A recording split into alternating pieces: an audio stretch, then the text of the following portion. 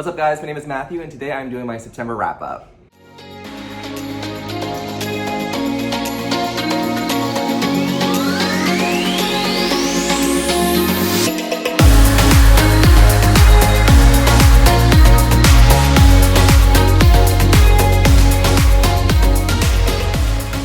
I had a very good reading month. I read a total of 12 books. I had 3 5-star books, 4 4-star books, 4 3-star books, and 1 2-star book. I think that this month I'm gonna arrange it a little bit differently. Normally I review them highest ranked to lowest ranked, but just because a lot of my books are in series, I think it'd be more sense to kind of break it up into categories and where and when I read them in the month. So the first book I read this month was The Guncle by Stephen Rowley. God, this month is so freaking long. I feel like I read this so long ago. I read this and did a reading vlog. I'll put the link down below. And I gave this one 3 stars. It's super cute. It's about a gay guy named Patrick who takes guardianship over his niece and nephew for the summer because his brother's wife dies and his brother is dealing with his own health crisis.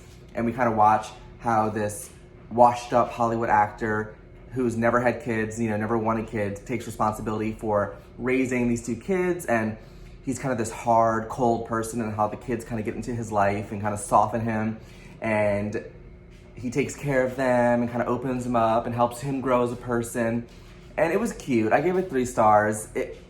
I felt like the central conflicts in this book were kind of meh. There was no real romance.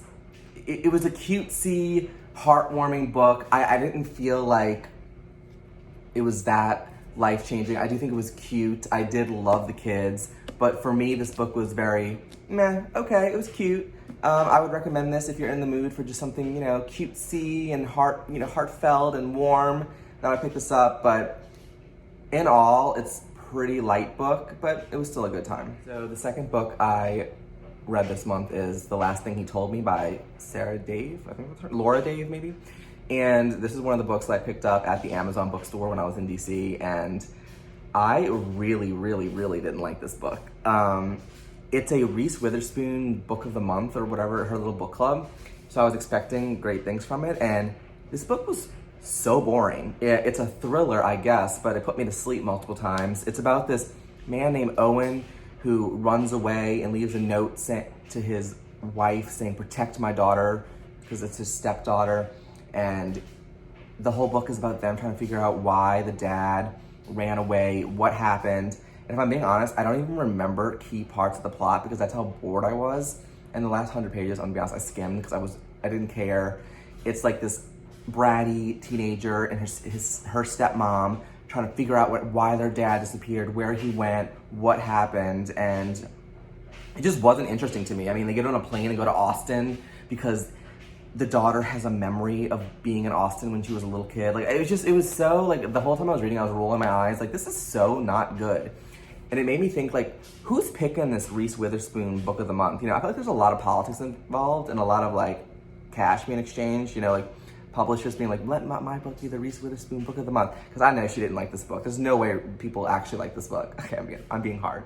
Did I even say what I rated it? I think I rated it a 2-star. I mean, I think 2's being honest because I thought it was so boring. I don't remember half of it, and I read it this month. I actually left the book at my brother's apartment because I was like, I don't want this book. And I just kept it there, and I never want to think about it again. It was not a good time. I don't recommend it. I think there's way better thrillers out there, and do not waste your time reading that book. Unless, if you did like it, let me know in the comments, because did I miss something? Was it interesting for some people? I thought it was so freaking boring. I didn't even remember the characters' names. I had to go look it up because I was like, they were so one-dimensional. Okay, I'm gonna stop rating it. But yeah, so that book was a 2-star. It was my least favorite book of the month. But other than that, I had all 3 stars and above, so let's stay positive going forward. This month, I found the Off-Campus series by Elle Kennedy, and you guys, I am so obsessed with it. Like, I don't know where it's been. I don't know why I haven't heard about these books, but it's literally books set in college, and I've just been in like a college-y mood. I've been loving reading books about college. I read a few thrillers last month, and this month it's more romance. I had a lot of freaking romances this month, and I had a really good time with them. But the Off-Campus series is about a group of 4 hockey players at this college, and they're all roommates and live in this house together. And each of the 4 books is about one of the roommates. The first one is Grant, and it's called The Deal. The second one is The Mistake, and it's about Logan. The third one is The Score. It's by Dean. And the last one, which I haven't read yet, is The Goal with Tucker.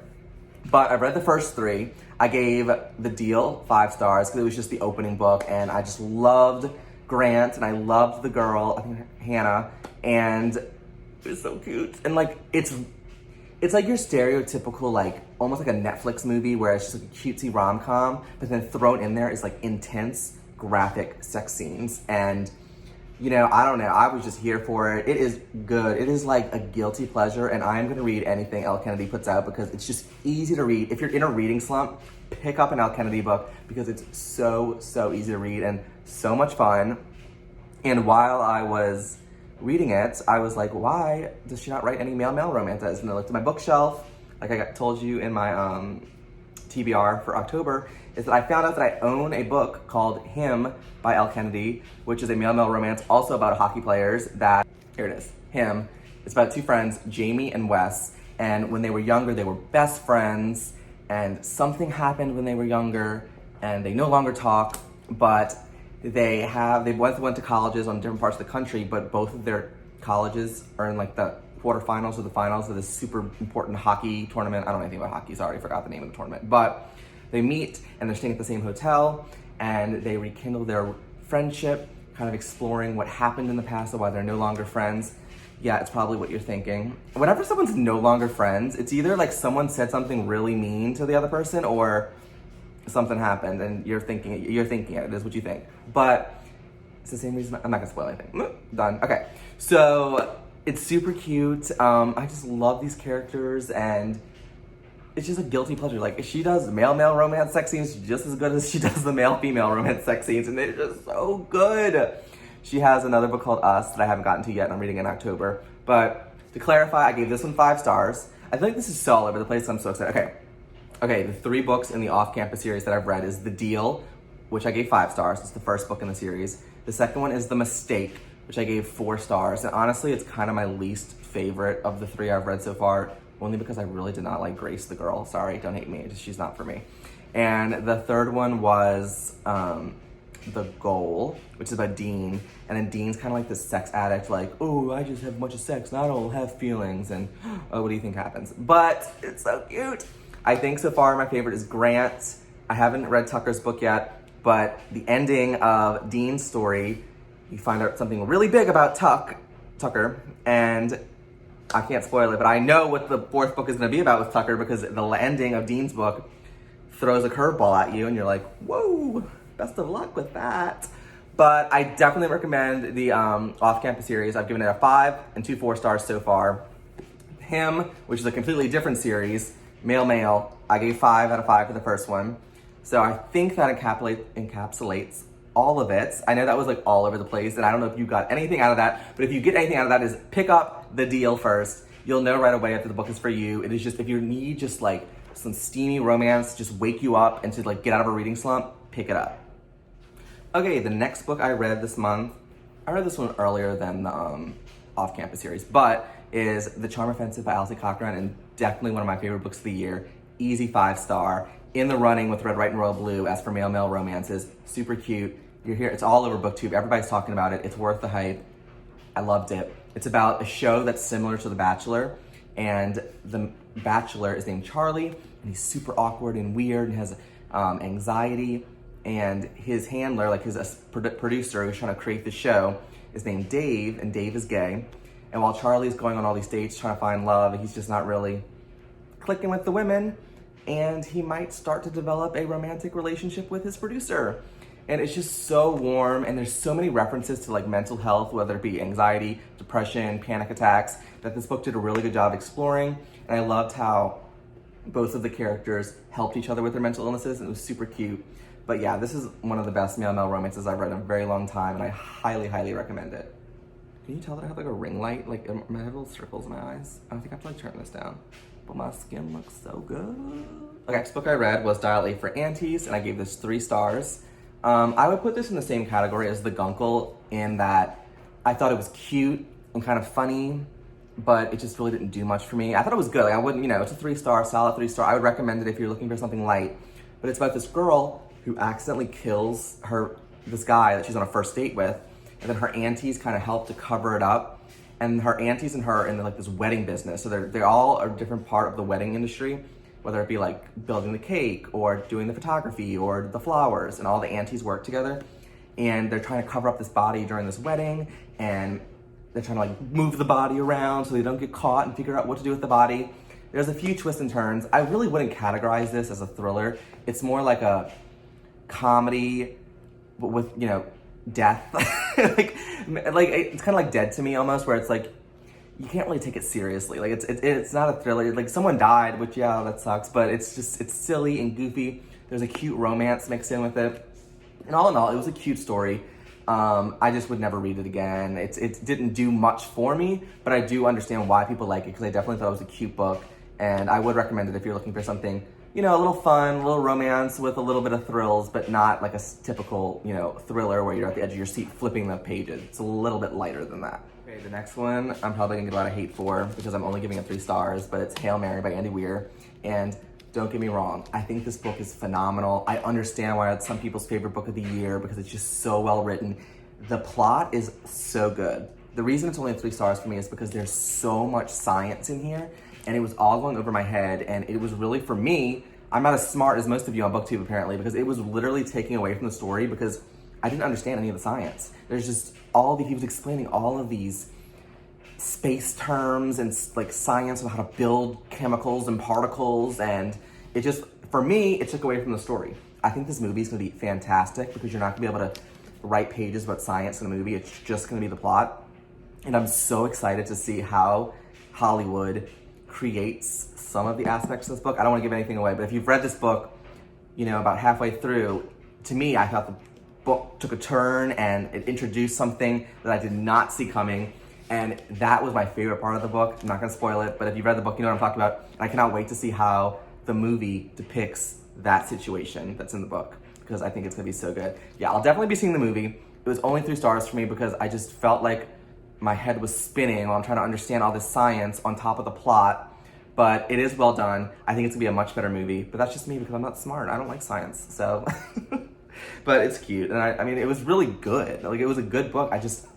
It was heavy. I was exhausted while reading it because I felt like I was reading a science textbook and I couldn't understand it, and I was getting frustrated because I couldn't just like let the science be. I was trying to understand the science and I couldn't get it, and that was really frustrating for me. So if you do read this, and just let the science go over your head and try not to think too much about it, just trust that it's true, and I think you'll have a lot better time than trying to like understand the science and what's happening. So my Agatha Christie book of September was The Mysterious Affair of Styles, which is the first book in the Hercule Poirot series. And I have read this one in the past, and I will be honest, I remember liking it a lot more than I liked it the second time around. I do think this is an excellent book to start Agatha Christie because in my opinion, it's pretty simple, this story. And it's your typical like locked in a big mansion and there's a bunch of suspects and you don't know how the woman got killed when she was locked in her bedroom and how did the murderer escape. And there's a lot of classic Christie, are they called tropes? Like, there's a lot of things that I find that Christie does in her books in different ways throughout all of her books. And some of the twists in this book she uses in other books. And it's a good story. I just remember liking it more when I was younger. And I did remember the whodunit being different. I knew most of the whodunit, but I'm trying to like not spoil anything, but there was parts of the whodunit that I forgot or I was confusing with other books. But it was good, definitely not my favorite, and I do remember it being a lot better. But in all, I ended up giving it 3 stars. But yeah, this was kind of a letdown, to be honest, this month. Super surprised. I read my first Peter Swanson book. I read, did I say I wrote my first Peter Swanson book? No, I read my first Peter Swanson book, and it was The Kind Worth Killing, and it was really good. I gave it 4 stars. I was surprisingly really invested in this thriller, and I read a lot of thrillers, so I'm really, really picky with thrillers, and this just went in a direction I wasn't expecting. I did not see things coming, and it was just a really good time. It's about this man and this woman who are at the airport in London, I think it was London, and this woman walks up to this man and he starts talking about how he thinks his wife's cheating on him, and then this woman convinces him, like, hey, you should kill your wife. And the guy's like, huh, maybe I should kill my wife. And that's all I'm gonna tell you, but I mean, it was twist after twist, and I didn't see, I feel like I should have seen some of these twists coming because there were parts of the book I was like, wait, I don't understand what's happening, but I'm like, oh, duh. Like, it all fit perfectly. I just wasn't putting it together, but it was good. Peter Swanson's, I like his writing style. It's his books are easy. His books, I only read one, but this book is easy to get through. The chapters go by fast. I like the different perspectives.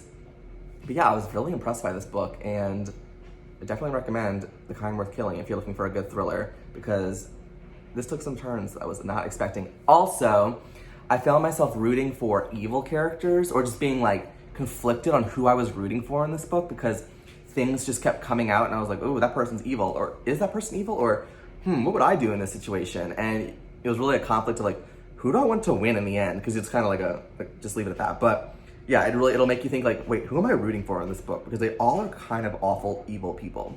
But yes, definitely pick up The Kind Worth Killing if you are like me and been late to the game and not read. This book came out like so long ago. But yeah, highly recommended.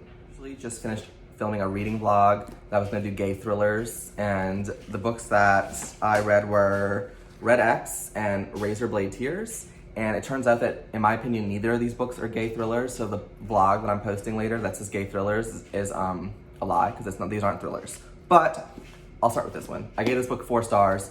Everyone on BookTube's talking about it. It's worth the hype. It's very well done.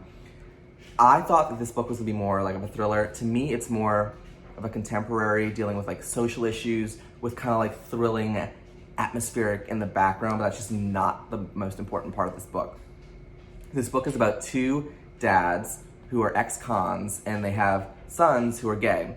One of the ex-cons is black and one of the ex-cons is white, and this book kind of explores their understanding of not ever accepting their kids when they were alive and happy, and they just didn't stand having gay kids, but then their gay kids get murdered, and the book kind of shows how they kind of evolve, realizing that like them being gay just didn't even matter. Why were they so upset about it? Why were they even upset about it?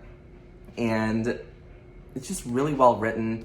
There's obviously a thriller aspect to it where you're trying to figure out who killed these kids, but in my opinion, that was in the background. And we have this group of bad guys, and there's like a secret bad person, we don't know who it is, and then these 2 dads are trying to figure out who killed their kids and get revenge. And while that it was thrilling, it's not your typical thriller where you're turning the pages. It's more these 2 dads who are very different, trying to understand each other, understand what their kids were like, why do they not love their kids, what is it like being gay. There's also, they explore topics like how Buddy Lee, the white dad, has had an easier time than Ike, the black dad, with Buddy Lee commits a crime and gets 5 years, and then Ike commits a crime and gets more years, or Ike's friends, but you know what I'm saying? Like, if you're black, then the justice system's harder on you than if you're white, and this book kind of looks into that. It looks into why it can be harder sometimes being gay and black, and just a lot of different topics that I thought were interesting and important to read about, which I thought were more important. Which were more important, that he's trying to like knock this down, which is more important than the actual thrilling mystery of who killed their kids. But all in all, it was a really good book, and I highly recommend it. A book that I ended up DNFing for this reading vlog was Red X, and I thought this book was gonna be about this serial killer in Toronto who was killing gay guys, and like we're trying to figure out who the serial killer is, and like why is he killing all these gay guys? And that's kind of how it's marketed.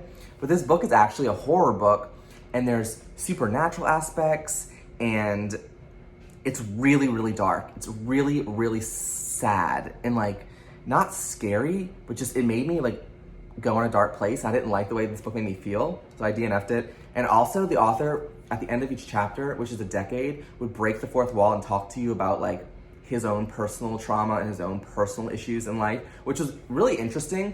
And I actually liked that part of the book. But for the part that was told from each of the decades, it just went, a lot of it went over my head. I couldn't visualize what he was explaining in the book. Like, it was supposed to be like these weird, like, supernatural things were happening, or just the creepy things, and I just didn't understand. It didn't do it for me. This book is so short, and I kept trying to read it. I got like halfway through, and I was just like, I'm not having a good time. And there's too many books out there for me to be miserable through this book. And on Goodreads, this book is like a 4.5. So I didn't rate this book because I don't want to like take it right from the rating. But don't let me discourage you. If you're in for like a book and you know it's a horror book, you know there's supernatural elements, you know it's dark and really depressing and just like complex, then this book might be for you, but it was not for me. I think I talked about every book that I read this month. It was a very good month for reading. I hope you guys enjoyed this. If you read any of these books and you like them or did not like them or agree or disagree with me, let me know in the comments. And I will see you again soon.